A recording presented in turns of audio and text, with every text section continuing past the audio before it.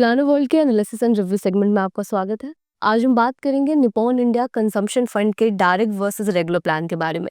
इस वीडियो में हम जानेंगे कि इस फंड की परफॉर्मेंस कैसी है डायरेक्ट और रेगुलर प्लान में। साथ ही हम वीडियो में आगे ये भी डिस्कस करेंगे कि आप अपने इन्वेस्टमेंट्स पर हिडन कमीशन के कारण कितना नुकसान कर देते हैं और इसका आपकी लाइफ पर क्या इम्पैक्ट होता है।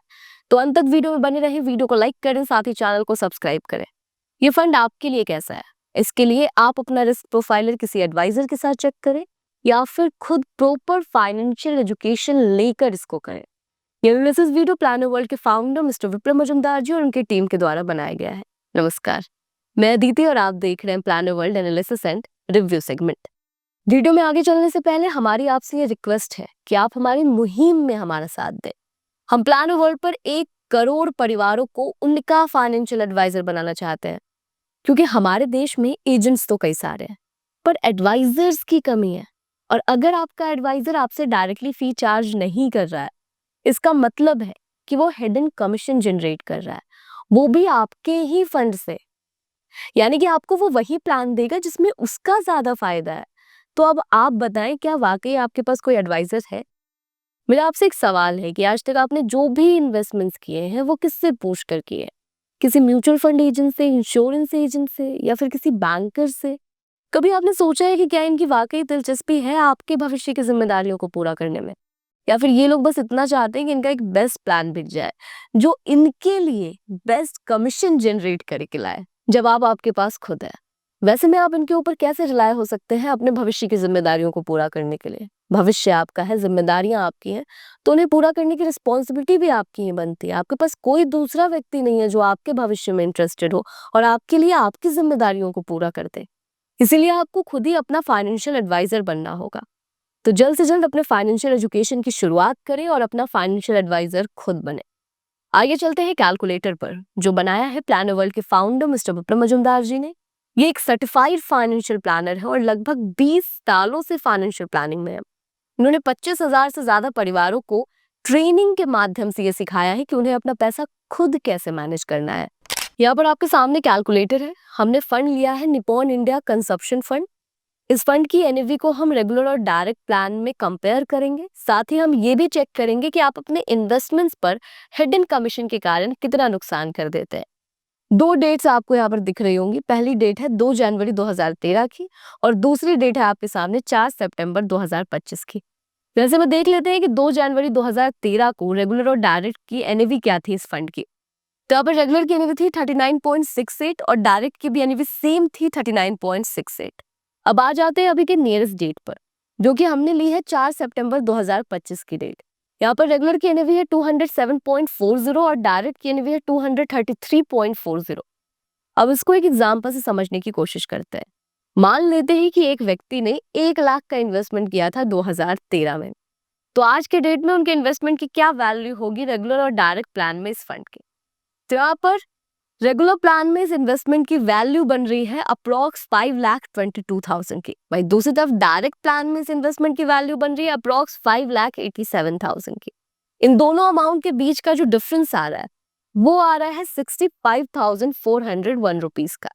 यानी कि 1 लाख के इन्वेस्टमेंट पर 13 साल में आप 65,000 रुपए का नुकसान कर रहे हैं अगर आप इस फंड के रेगुलर प्लान में इन्वेस्ट कर रहे हैं। तो ये नुकसान भी कुछ लोगों के लिए कम हो सकता है।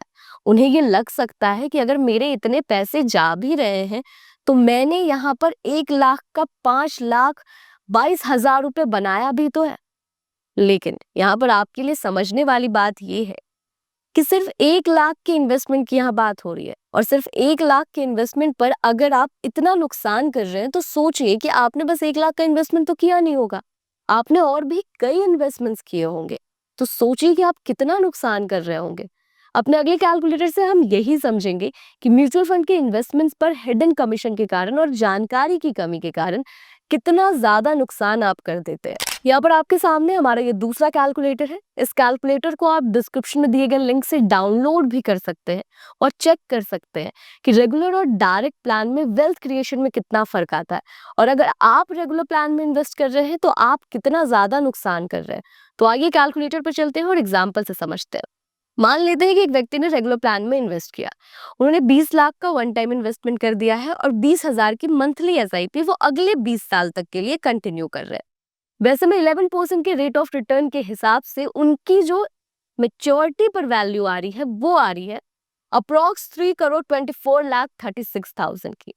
वहीं दूसरी तरफ जो दूसरे व्यक्ति हैं वो सेम इन्वेस्टमेंट को कर रहे हैं, लेकिन वो डायरेक्ट प्लान में इन्वेस्ट कर रहे हैं जहां पर उनका कोई कमीशन नहीं जा रहा है। और ये इन्वेस्टमेंट वो फाइनेंशियल एजुकेशन लेने के बाद कर रहे हैं, जिसके कारण वो सीधे सीधे अपना 1.15% बचा ले रहे हैं। और उनकी जो मेच्योरिटी पर वैल्यू आ रही है वो आ रही है अप्रोक्स 3,85,49,000 की। इन दोनों अमाउंट के बीच का जो डिफरेंस आ रहा है वो आ रहा है 61,12,000 का। यानी कि मतलब साफ है कि यहाँ पर जो रेगुलर प्लान के इन्वेस्टर थे, जो व्यक्ति यहाँ पर रेगुलर प्लान में इन्वेस्ट कर रहे थे, उन्होंने सीधे सीधे 19% का नुकसान कर दिया अपनी मेच्योरिटी वैल्यू पर। यहाँ पर आपके लिए समझने वाली बात ये है कि यहाँ हमने रेट ऑफ रिटर्न सिर्फ 11% ही लिया है और फंड वैल्यू भी एवरेज से लिए।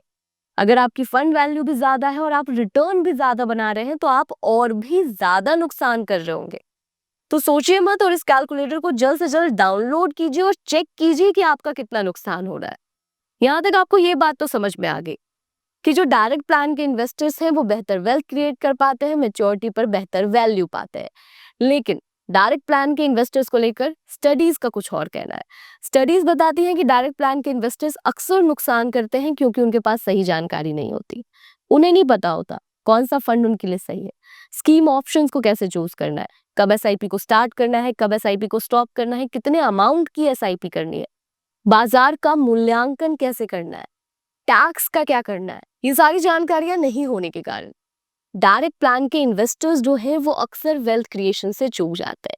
वैसे में कई लोगों का सवाल ये भी होता है कि मैं इतने लंबे टाइम से म्यूचुअल फंड में इन्वेस्ट कर रहा हूँ लेकिन फिर भी वेल्थ क्रिएट नहीं कर पा रहा, आखिर क्यों? यहाँ पर अभी आपने देखा कि एक छोटी सी चूक के कारण कितना ज्यादा वेल्थ क्रिएशन में डिफरेंस आ गया और कितना बड़ा नुकसान हो गया। वैसे में ऐसी कई गलतियां हैं जो म्यूचुअल फंड के इन्वेस्टर्स करते हैं जिसके कारण वो वेल्थ क्रिएट नहीं कर पाते हैं।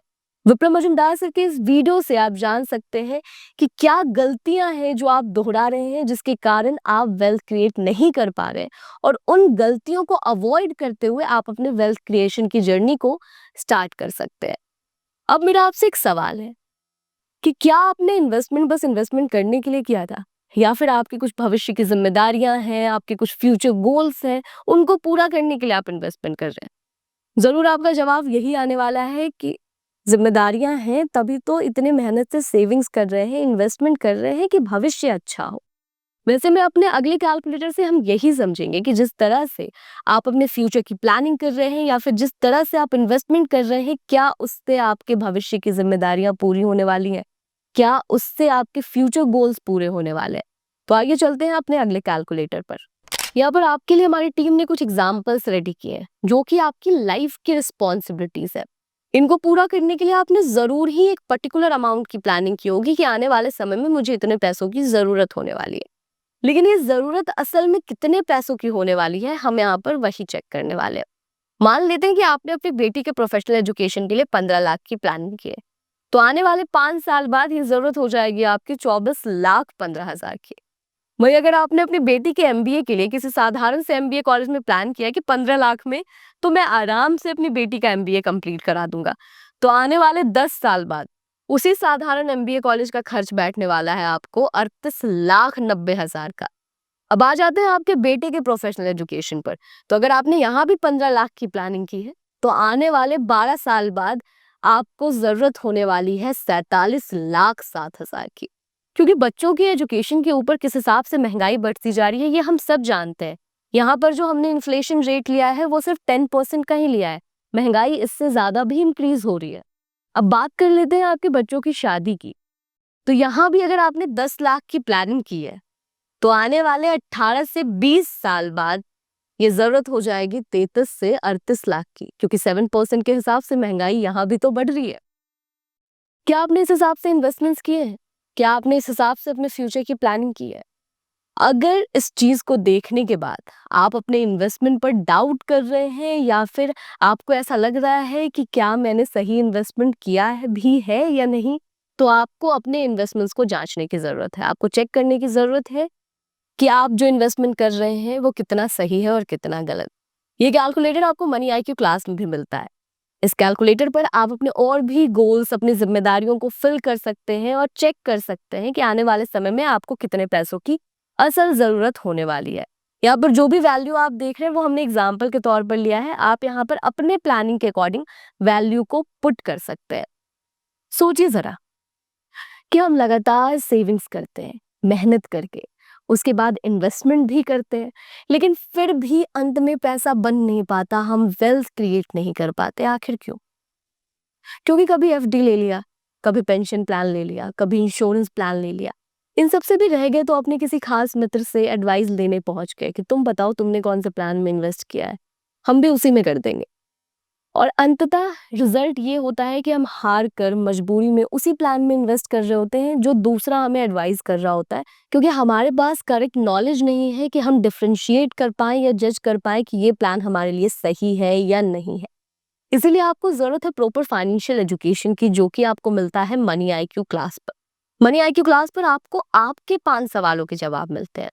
कौन सा इन्वेस्टमेंट आपके लिए सही है, रिटायरमेंट के क्या तरीके हैं, 5 से 7 सालों में फाइनेंशियली फ्री कैसे हो सकते हैं, लोन्स को लेकर, बच्चों के फ्यूचर को लेकर, इंश्योरेंस को लेकर क्या बेस्ट प्रैक्टिसेस है। ये सारी चीजें आप सीखते हैं सिर्फ 499 में, और लिटरली क्लास ज्वाइन करने के बाद आप ये फील करते हैं कि काश ये सब कुछ मैंने पहले सीखा होता, तो जो गलतियां मैं लगातार अपने इन्वेस्टमेंट्स पर दोहराता आ रहा हूँ वो मैं नहीं कर रहा होता। तो सही मानिए अभी भी देर नहीं हुई है। वो कहते हैं ना, जब जागो तब सवेरा। आप अभी भी अपने इन्वेस्टमेंट्स को मनी आईक्यू क्लास से सही ट्रेनिंग लेकर करेक्ट कर सकते हैं। यहाँ पर आपको बिल्कुल आसान भाषा में, बिना किसी फॉर्मूले के, ये सिखाया जाता है कि आपको अपने पैसों को कैसे मैनेज करना है और कैसे रियल वेल्थ क्रिएट करना है। क्योंकि आखिरकार हम जितना भी इन्वेस्टमेंट करते हैं, हमारा गोल यही होता है कि हम ज्यादा से ज्यादा पैसा बना पाए, हमारा वेल्थ क्रिएट हो पाए। तो आपको मनी आईक्यू क्लास से अपने फाइनेंशियल एजुकेशन की जर्नी को स्टार्ट करना है। लिंक आपको डिस्क्रिप्शन में मिल जाएगा। आप plannerworld.com वेबसाइट को भी विजिट कर सकते हैं। यहाँ पर आपको रिकॉर्डेड लेसन्स मिलते हैं, जिसको कंप्लीट करने के बाद आपका लाइव क्लैरिफिकेशन सेशन होता है मिस्टर विप्लव मजुमदार जी के साथ, जहाँ पर आप मनी आईक्यू रिलेटेड कोई भी डाउट आराम से क्लियर कर सकते हैं। तो जल्द से जल्द अपने फाइनेंशियल एजुकेशन की शुरुआत करें, क्योंकि भविष्य आपका है, इसे संवारना आपको ही है। आपके पास कोई दूसरा व्यक्ति नहीं है जो आपके भविष्य में इंटरेस्टेड हो।